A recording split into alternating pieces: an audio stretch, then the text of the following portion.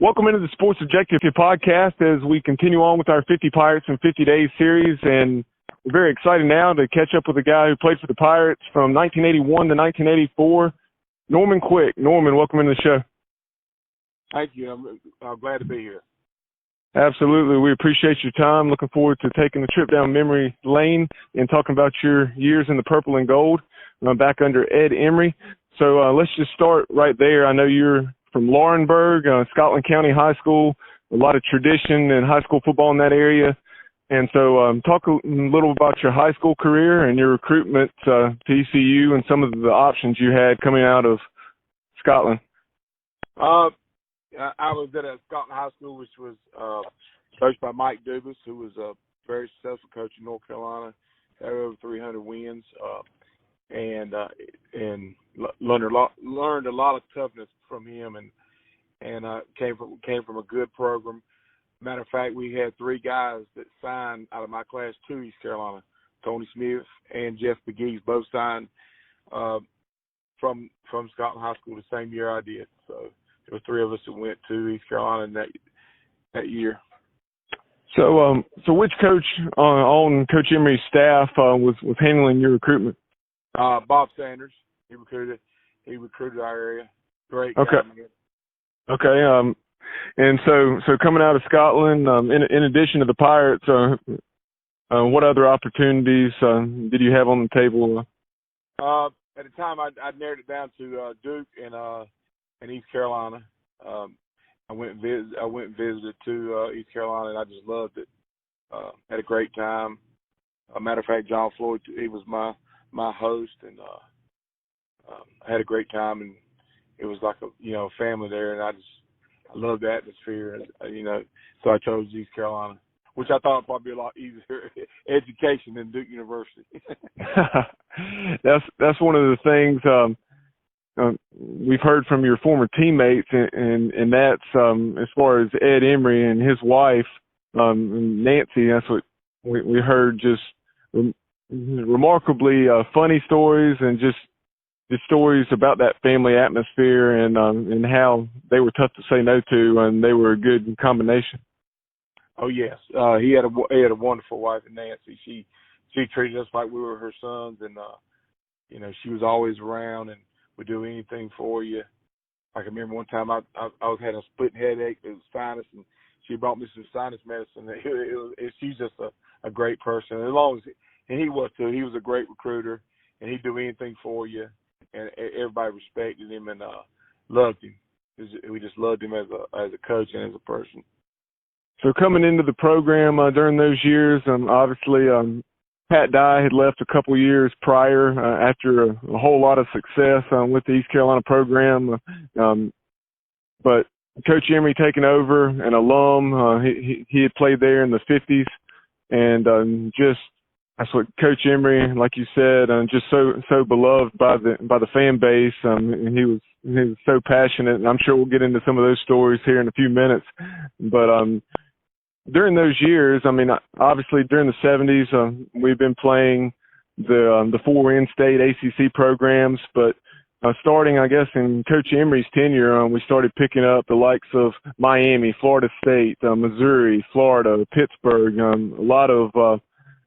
lot of household football programs with a lot of tradition down through the years. So talk about that process and the opportunity to play some of the nation's best. Oh yeah, but he scheduled after we got going, and he kind of built the program a little bit, and we got stronger and everything. We started playing some great teams, like you said. We played in one year. We lost to Florida State 47-46. We lost to Miami by 5, and we lost to Florida by 7. And as a matter of fact, Miami that year won the national championship, beat Nebraska in the Orange Bowl. And we had that game, had a game won, and the ball got deflected in the end zone. We had a little Hail Mary we had a chance to win. Had a chance to win all of them. And, right. I'll say that.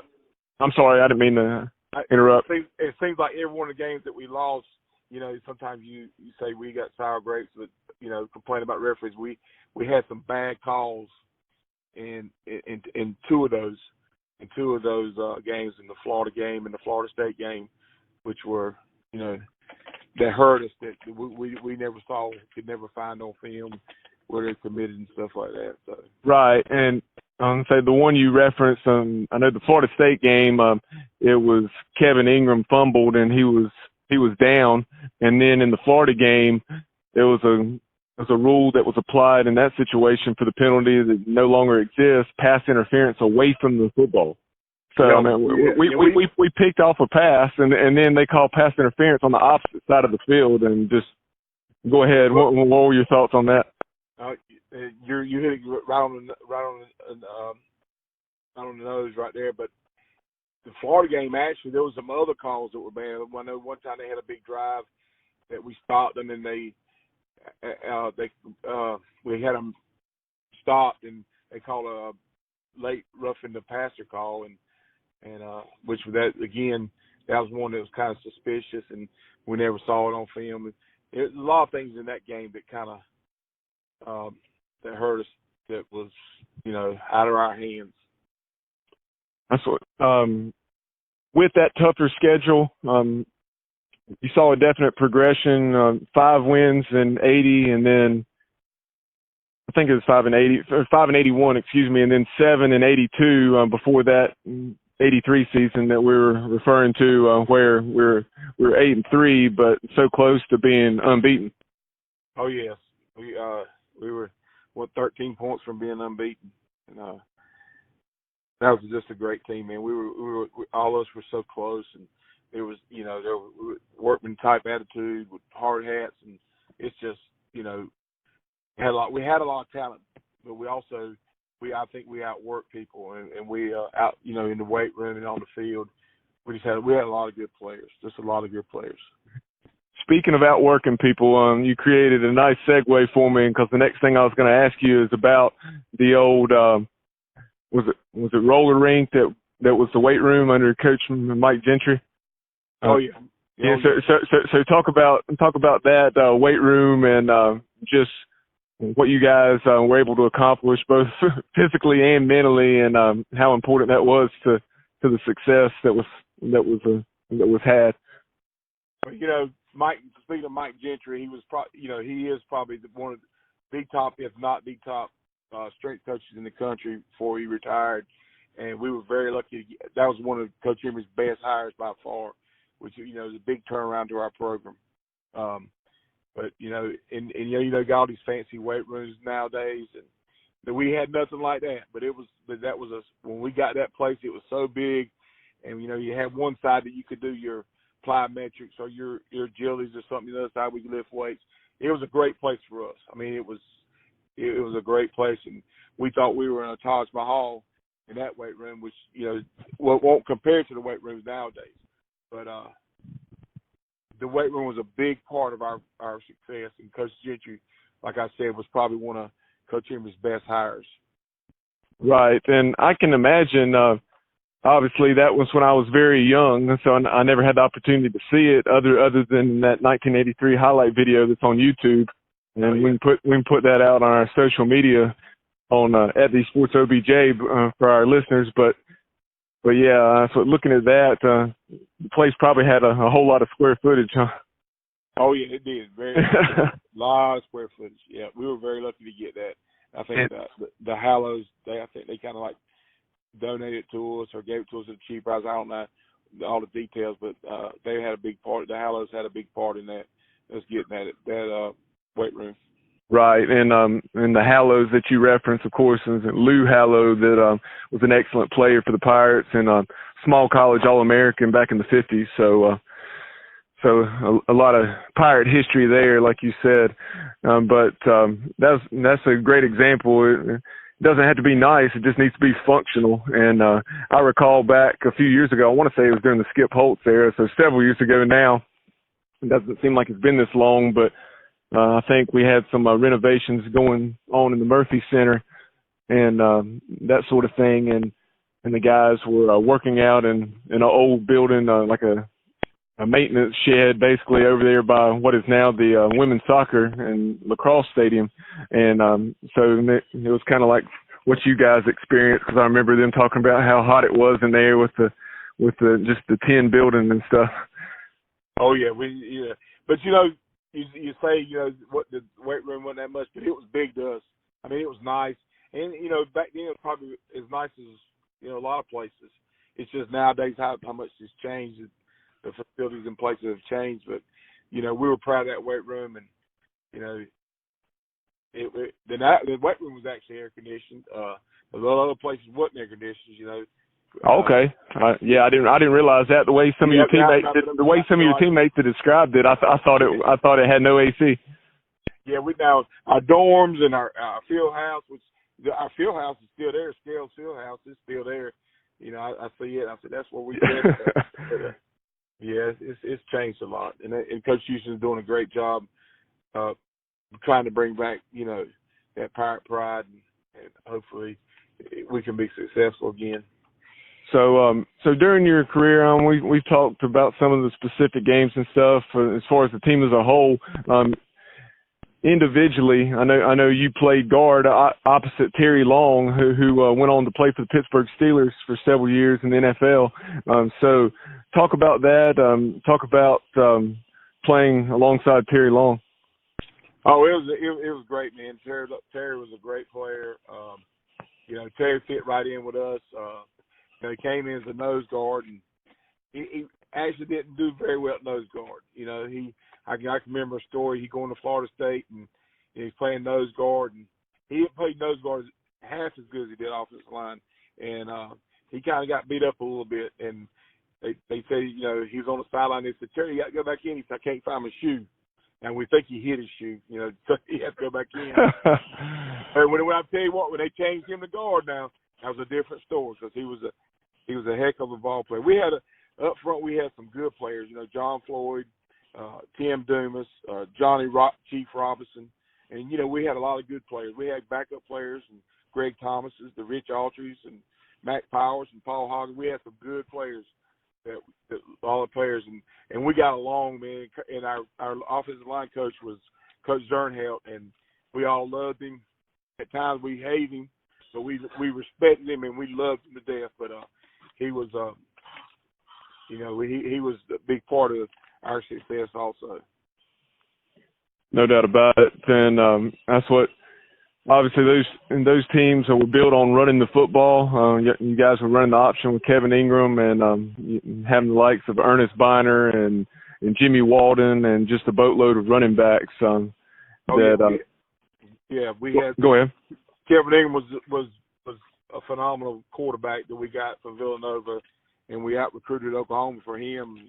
But he was when they did away with the program at Villanova, he had to get us into Oklahoma, and he chose us. And everybody knows Ernest Biner, but the thing about Ernest Biner is that he was probably the leader of that team. I mean, everybody looked up to him, and we had great running backs. Reggie Branch, who played the NFL. We had Tony Baker and Jimmy Walden, which were, we had a lot of good running backs, like you said. And Reggie Branch, of course, went on to the Washington Redskins, as did Ernest Biner later on after his time with the Cleveland Browns. And Pirate Nation, you'll be hearing from Reggie Branch here in the next couple of days, as we'll be catching up with him to talk about his time as a Pirate.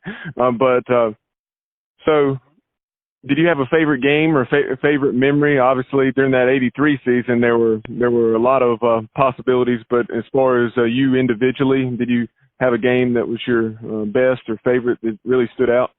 Yeah, probably. Well, I know I was a player of the game against NC State. I was against Florida, but NC State because of the win and the magnitude of that game and how special, the type rivalry we had. That was a big win for us.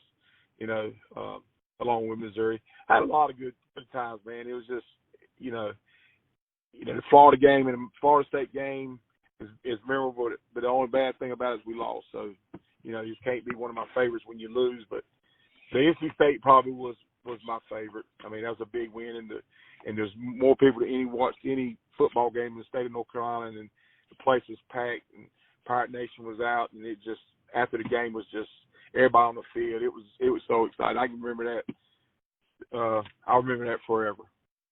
That's what I remember. That game's actually on YouTube as well, with all the time between snaps and commercials taken out, where you can watch it in about 45 minutes or something. But I know last summer I went back and watched that, and that was a heck of a ball game. And the defense had to come up with a stop there at the end in the red zone to pull it out.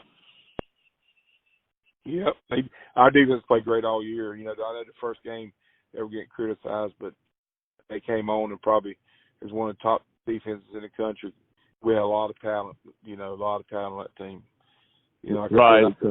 That Miami game, you talking about the play of the defense, and of course Miami was eventual national champions that year, taking down Nebraska in the Orange Bowl, and you held those guys to 12 points.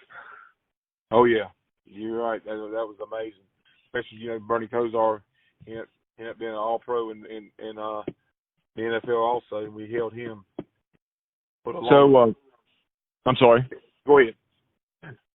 What I was going to ask you, you've talked some about Coach Emory, especially like during your recruitment. But after you got to ECU, you obviously there are certain things you can't share on the air. But with Coach Emory, I know there's probably a story or two that you may be able to share with Pirate Nation. Oh yeah, there's a lot of stories with yeah, but he's probably the biggest one is after the Florida State game on the plane. He was sitting there, he was disgusted and everything. He said, man, sir, I love you, baby, but I trade you for a field goal anytime. And so, that was funny.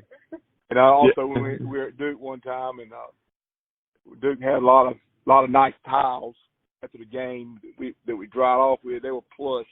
So we stuck them in our bags and used them back at the dorm. So we had a Sunday meeting, and Coach Emory came in, walked in. He said, man, we got a bill for $500 for towels. He said, I brought mine back. You need to bring yours back too. And so that was funny. But he was a character, man, but everybody loved him. Yeah. And, you do a great Ed Emory. Yeah. Hey, you're around him long enough, you will. Yeah. I'm not as good as Paul Harger, but yeah, you around him long enough, you can kind of imitate him. But I had the opportunity to meet him actually at some East Carolina baseball games in the early to mid 2000s there, back when Billy Godwin was coaching us, and we had a series down at South Carolina, and Coach Emory, he'd come down there, and my dad and I sat with him for a couple of ball games, and yeah, we heard a lot of stories. Oh yeah, yeah. We heard about him turning down Miami, which that was very interesting. Oh yeah, Miami came after him, and he turned it down. Which Coach Emory loved East Carolina. He loved them to death. I mean, he went there, and that was his dream job, and he just loved it. That's where he wanted to be. I mean, he did a great job. Hired good coaches. We had Coach Baker, who's a great coach. Coach Matos, Coach Beckett. We had some good Terry Lewis, Coach Zerniak. He had some good people. That were good coaches, and he loved it, man. He loved it at university. Tell folks what you majored in East Carolina, and then I know you've had a pretty lengthy coaching career since then. So talk about your time since leaving Greenville. Excuse me. Well, when I first left Greenville, I majored in driver's education, and I had a minor in PE. Then I finished up my PE later on, but somebody came to me and said, "Man, you need to go in driver's ed. That's where the money's at." And it is, man. We made money after school and in the summer, extra money. And I went to Scotland High School, back where I played at, for a few years, and went to Richmond County. Won a couple of states. I won state championships there. Came back to Scotland. Fortunate to be a part of a state championship there. My last couple of years, last 2 years of my 30 years in North Carolina, I coached at Crest High School and played for a state championship, and then played the next year and won a state championship there also.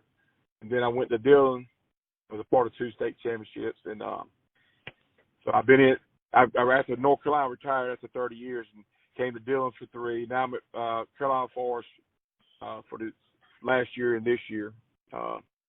I've had a good career and been around some good coaches and learned from a lot of good coaches and been a lot from good programs just like East Carolina was.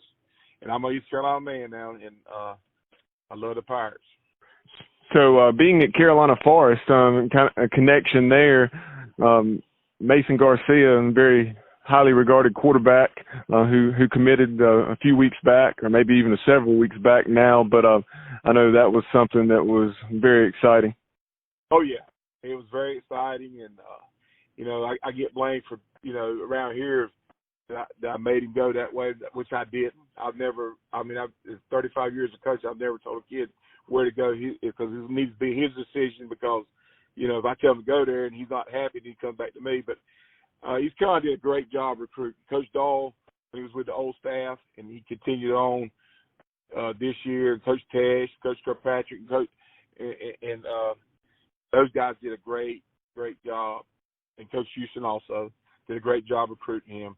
Probably better than anybody that offered him scholarships. They did the best job of recruiting, and I was happy for him. And I think it's going to be a match made in heaven because I think he fits that program. He really does, and I think he'll help them out. Yeah, I really think so, and that's what everything you hear is good stuff, and what a high character kid he is, and that's one of the things I'm kind of looking at the larger picture under Coach Houston and the program as a whole. That's what you've noticed. So many of our commitments thus far. I mean, we have some that have those quote P5 offers, but then in addition to those offers, they have offers from 1, 2, maybe even all 3 academies. So that gives you an idea of the high character kids that this staff's recruiting. That means a lot. That's the thing about that team when we played in '83 and in the years I was there, we had a lot of high character guys, hard working guys, along with the talent. But they did a good job of picking the right ones, and that's kind of what I'm seeing here, and that's good. But when Coach Montgomery's here, there's some good positive things and some negative things. But I would never say anything negative about him because I'm a coach and I know how it is. Man, it's tough. It's not easy, but I think Coach Houston is going to do a great job and get it turned around, and I'm happy to. I'm ready for NC State and the home games. I got my season tickets and I'm ready. So, I think he'll do a great job. Yep, no doubt. It'll be here before you know it. The summer's gone fast. I mean, here we are, 3.5 weeks from kickoff. It's hard to believe, and that's what before you know it, and we'll be at Carter Finley Stadium with the Pirates and the Pack getting it all. Yep, you're right, and we owe them too. We owe them. Yeah, to say the least, that's for sure. That beat down that we had last year, it certainly wasn't that unexpected given everything we had going on at the time and the quality team that they had. Oh yeah, they had a good team, but I thought kind of try to embarrass us a little bit. And, no doubt.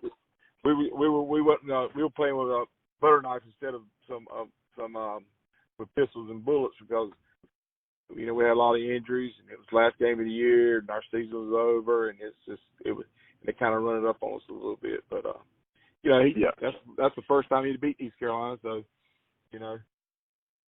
right, and that's one of those things. And then, like you said, that was reflected in his post-game remarks. I mean, obviously he should be fired up about the win and beating East Carolina after having lost in 2013 and 2016.